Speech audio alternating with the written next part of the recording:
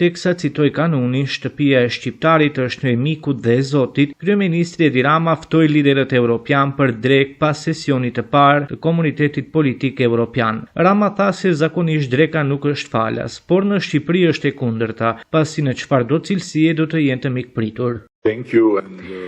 Faleminderit. Dëshiroj të ndaj me ju faktin që në kanunin ton që është shkruar kohë më parë, ka një kapitull që ka të bëjë me mikpritjen.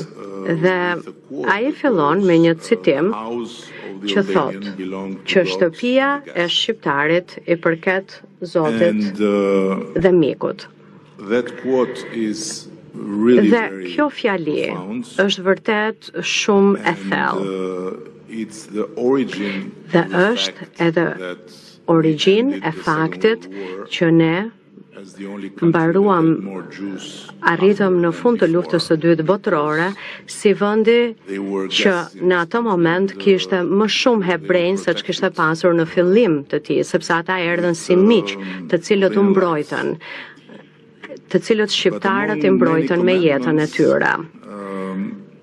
Por ndër të gjitha këto gjëra që ne bëjmë për miqt, gjë shumë të rëndësishme kemi që t'u japim atyre ushqim shumë të mirë. Kështu që për këtë arsye, pavarësisht se thuhet që dreka asnjëherë nuk është falas, sot do ta shikoni që është e kundërta, sepse sa herë që të vini në Shqipëri, në çfarëdo lloj cilësie, do të jeni gjithmonë të mirëpritur dhe pas një ore do të rikthehemi që Europa të vazhdoj punën e saj. Faleminderit.